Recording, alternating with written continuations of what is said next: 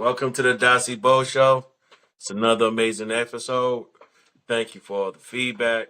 You can catch us on YouTube, Spotify, and anywhere that you get your podcasts. As you all know, we like to express ourselves fully on these shows. And sometimes we get feedback.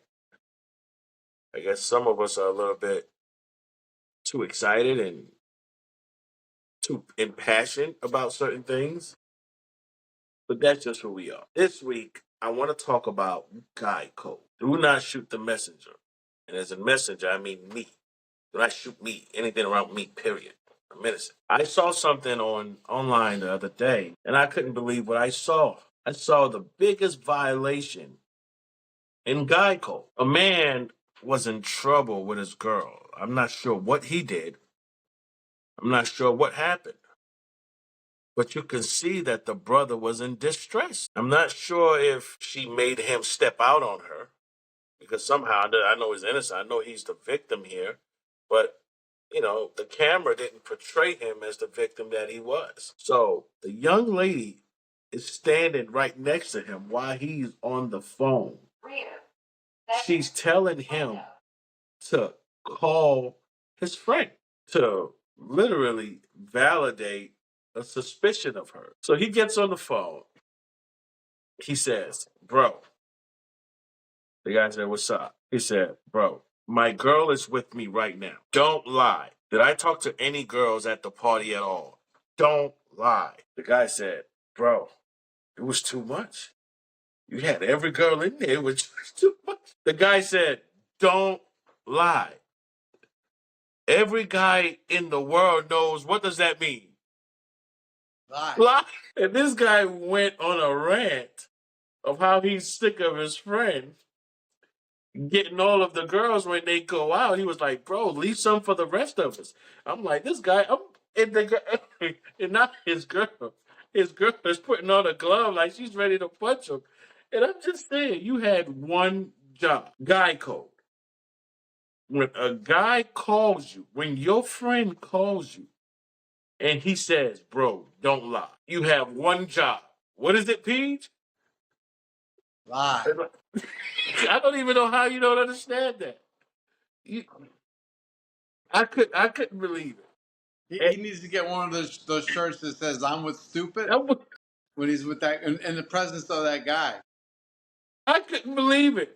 The guy literally warned him, like, I promise you, at least about 4 or 5 times. He's like, "Bro, don't lie.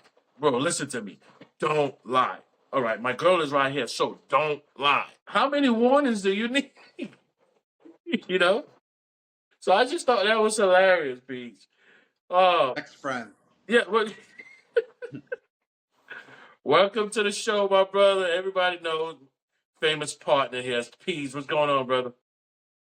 Not much. How you doing? I hope I'm doing better than that other guy. He's probably getting smacked around and man, by far on the street. We'll work for a bed for the night. He's finished. he's done.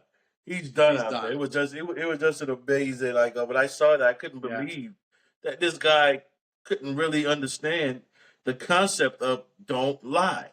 It means lie. That's fine. How's your week though, brother? What have you been up to? It reminds me of The Godfather.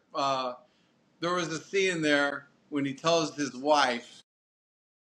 You can ask me. You can ask me one time about my business. You can ask me one time. And what did he do? He lied. Even the Godfather lied. Michael Corleone lied. Yep. That was a great scene. Everybody thought, "Oh my goodness, he's gonna tell her everything." Oh my goodness, but he came through. He's too. Yeah, I thought he was going to let us all down. Yeah. I'm like, are we going to have to? Now they're making. I was hearing they're making some other type of remake with Sylvester Stallone. Possible. But who knows? Let's leave it alone. Yeah. Exactly. Let's leave it alone. Godfather 3 was bad enough. Yeah. I should have stopped that too. Definitely. But 1 was awesome, but 2 was even better. That's rare. Classics. 2 might have been the best one. What do you think? Yeah, I agree with you. I agree because by then you're into the characters, you know a lot about them, and You know their idiosyncrasies, and that's a good point. You know, it makes you start thinking of other movies that were good, like the sequels. But that's probably the best one. That's a sequel. because they moved to Vegas. Yeah, Michael Corleone moved to Vegas, and then the guy in Miami that they try to go to Cuba, Stan Rothstein, something yeah. like that. And Simon that's where he Roth. kissed Fredo. Yeah, Roth. That's where Yeah, he kissed Fredo. I knew it was you. You broke my heart. yeah. Great scene. Great scene. Not the kissing part. Not that I'm judging. Welcome all listeners. Let's move on, my brother. All right. What do you got for us today? Have you ever seen Undercover Boss? Yeah, it's one of those feel good shows like that. What would you do? It's in the same class as that show. What would you do? It's a real feel good show. I can't stand it. It's so phony baloney that when I watch it, I'm like, this isn't reality. I want to see the real undercover boss, the one who's contriving with their other bosses and says, we want to fire that lazy piece of crap worker, but she's going to sue us for discrimination. How can we set her up? How can we set her up? Get her cheating? Maybe throw a few Twinkies there and a $20 bill underneath it. Set her up. That's the real undercover boss that I want. The real undercover boss, not the guy who's nice and decides that the person is going to need 4.5 years vacation because they're not that vacation or they're sick or something. That the undercover boss cuts the check for 182,000 and pays for their college tuition for the next 90 years. Is that real? Is that really, stuff that's happening? It's never happened to me. No. I think all my bosses, I only have maybe one or two bosses over the years that were really like cared about their workers. The rest of them, they're out for they're robots for the owner of the company. How about yourself? I like the concept of the show, actually. I like the fact that these CEOs get to live like normal people and get to be inside of That part's good. Yeah, that part's really good. the part that I believe is a little bit far fetched is that these people don't know what's going on at all, and there's a camera in your face. Oh, yeah. If I was on that I show, believe it. I would bring up the saddest story in the world. I had to cross 3 rivers just to get to work every day. I had to help an old lady because as soon as you bring up a sad story, all of a sudden you got a promotion. You got an $80,000 check. You got a $30,000 for your car. You got like what?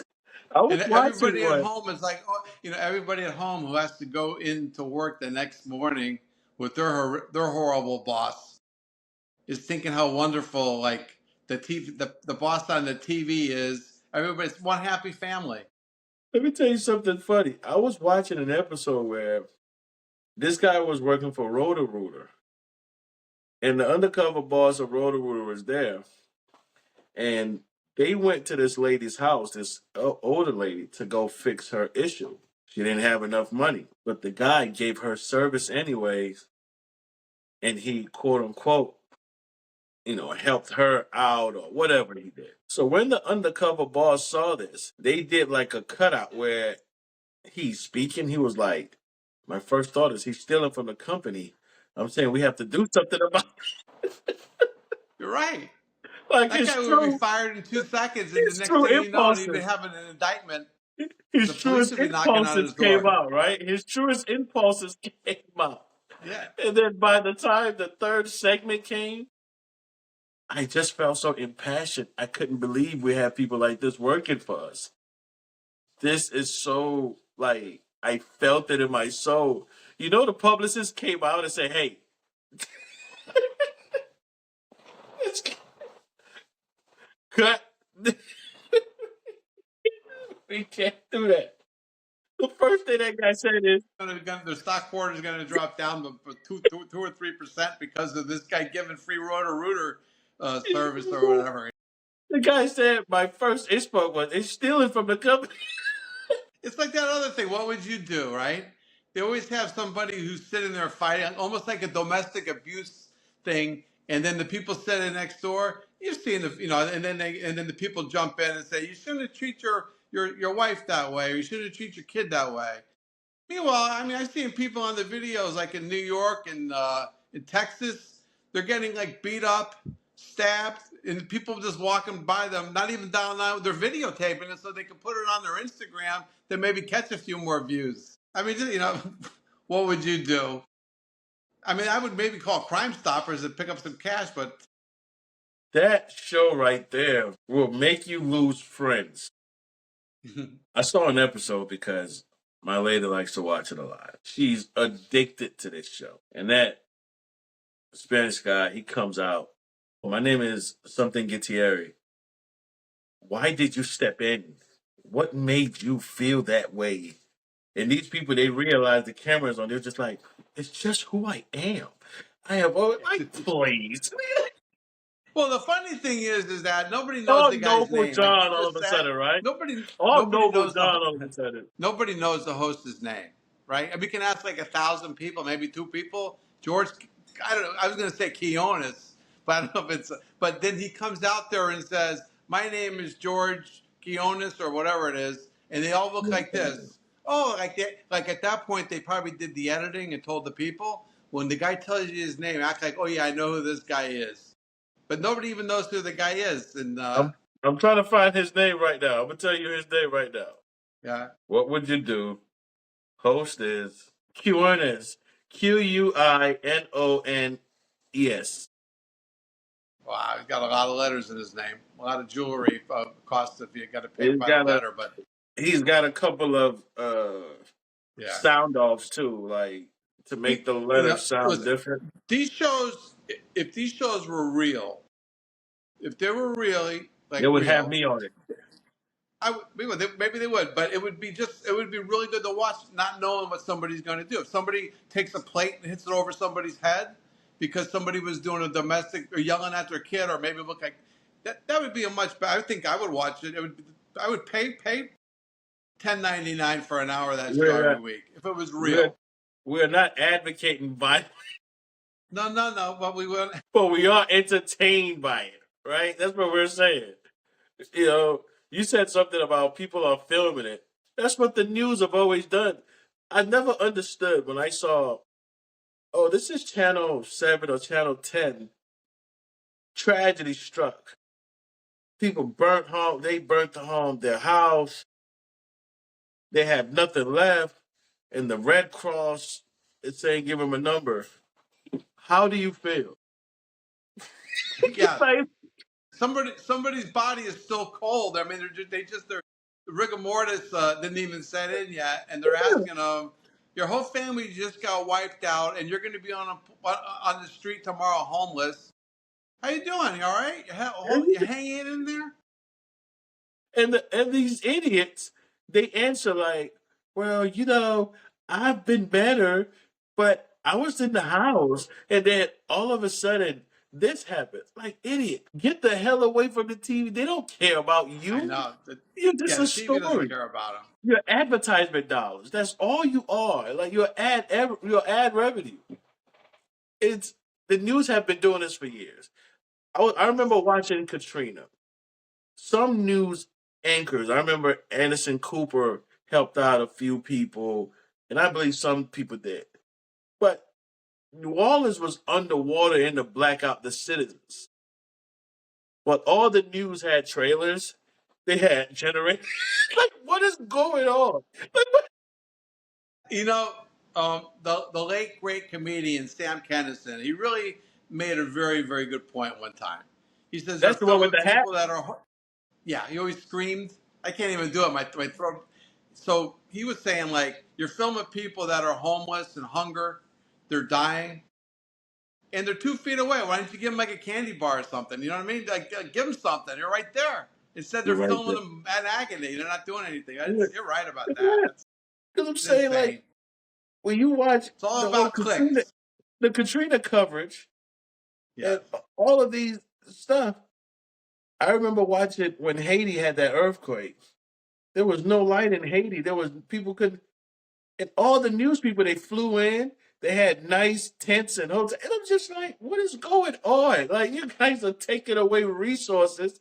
Yeah, I They could put picture in, Anderson. I could picture Anderson Cooper like sitting there, and they're at like the best, whatever the best restaurant is, or they're having like prime rib or a lobster tail, and they're saying like, "You think we should cut to the whole family on that next video, or just to keep it with the person that lost two arms or something like that?" While they're eating their keep lobster. it, keep it. Yeah, keep it. Insane. Oh my goodness. I always wondered that. Like, how are these people literally filming people in agony and they're telling you that how to feel? They're trying to tell you how to feel, but these guys there, once they're done with your story, they're gonna go back to their hotel rooms, fly out of there, find another sucker who's sad and crying. That sucker, this is what they do for a living. Flying around Yeah, the country looking for suckers. pretty heartless. Oh my god. Pretty heartless. It's insane. It's insane. But that's something that I always wanted to touch on. There was something else that we said we was going to touch on. You remember Yeah. what it was? Yes, You remember about what it was? overrated people or things that are overrated. And I was, when we get the rants, we don't know what we're going to talk about. But when we, some of these questions we get early, and a lot of times the people at home that are watching, they'll send us a message what they want the question of the day to be or topic. So keep on chiming in on that. And when we're talking about overrated, two things come to my mind. One of them would be going to an amusement park in the middle of the summer when it's like 114 degrees out.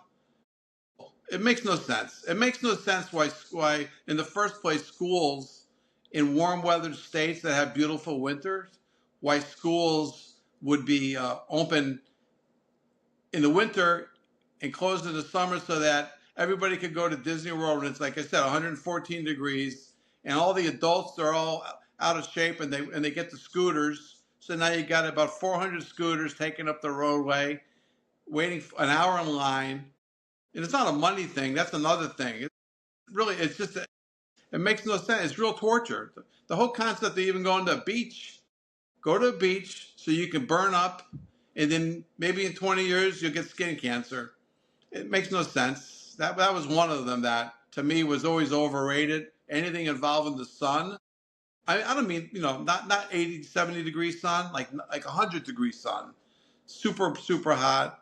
And then the other thing would be comedians who basically they're impersonating a group of people. They may impersonate like a hillbilly. They may impersonate a person from the ghetto. They may impersonate an Italian, like Sebastian Maniscalco. He plays the same character. Everybody's cheering and stuff because oh he's so funny because he's playing like a real Italian person, how they are in their house, let's say, and he'll sell out 7 shows. There's no really originality to it. It's just be yourself. Talking about Mama's meatballs, and everybody starts cheering and stuff. And they'll spend the 249 to go back to the dollars to go to the next show. I never understood the to me that's overrated comedy. There's no really originality behind it. It's just, go to an Italian family for dinner one night and then take notes. But somehow you remember it. So there's a lasting impression there. Some people really relate to Yeah, I remember what a waste of that money kind it of is, comedy. and But a win is a win. As long as they got that first purchase, a win is a win. how about you? I'll What are say some of the overrated things that question makes you shake your head and say, "I just don't get it." Doesn't mean that I'm right. I'm just saying I don't get it. There's some things I just don't make no sense. The women NBA All haven't. Star Game. Look, I'm going to say this because I am in support of women. I'm in support of my feminine sisters that are living out here in pain, silence of pain, and struggling to keep up with society. And I am here for you guys. So one of the overrated things that I've seen women fight against, and I will march with them to keep fighting because I believe this is America and not Nazi camp Germany, is And I'm not equating the two. Let me take that back. Let me just be clear. I'm not equating the two. This is not dictator China. This is not, you know, some Shah that's saying people can't do anything. But women having to wear bras without being able to go topless freedom, I think is overrated. I think women shouldn't have to suffer that way. I believe their burdens should be free. They should be burdenless. I've met women who are just in pain and just burden having to wear bras. They just want to be in public with the rest of us men and just Yeah, take it is off their crazy, shirt. right? Yeah, and I say, yay, my sister. Be free. Yeah, they should be able to Be do whatever they free. want to do. Do it. Who's the one who Because made then that law? Some dope guy, right? it had to In the be. 1940s or 50s? I'm not even sure what year, but had to be some idiotic fool. Because why would you want to restrict women from being free? So Agree with you. that one is overrated. And another thing that I find overrated is Arby's. Gosh, you can't give up on that place. I have never seen anybody eat at Arby's, but somehow they are opening up new Arby's. Like Arby's to me is what Publix is to you. Like, You can't get rid of it. I have never seen anyone eat from Arby's, but yet they're popping up. Like, what's Yeah, going on here? What am I missing? What am I missing? I don't know. So that's It why makes no sense. it makes none. I do not get it. I do not understand how Arby's is a business. I asked that. I was asking my buddies that question about Arby's after you brought it to the you brought it to the attention to a lot of people that We nobody's ever. speak. I'm trying to find the first person who's ever seen somebody walking out of that place. I've never seen it. We speak for the No, people. yeah, we do. Remember, all men are created equal. Those words have been uttered throughout of earth or whatever, but it didn't really mean anything until it was put down in the Bill of Rights and the Declaration of Independence. What do I have to do to make sure women don't carry that kind of burden? Do I have to write it down? If that's what it You need to lead takes, the charge. if that's You would what be it like a folk takes, hero, Paul Bunyan, Tai Chi. I don't do this for me. I do this for the good of the country. I can think of 44 reasons. Double reasons. I'll double you one up, bro. With that being said, anybody that's listening to this right now, thank you guys for checking us out. We really appreciate it. We're growing and we're not going to leave our fan base behind. We are loving the fact that you guys are here with us. You could be listening to anyone else, but you're listening with us. So thank you for that. Pete, it's been a great show. I really, really appreciate it. And I appreciate also how the feedback we're getting from the public.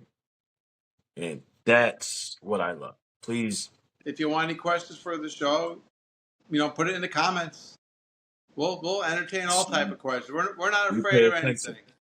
Trust me, we pay attention.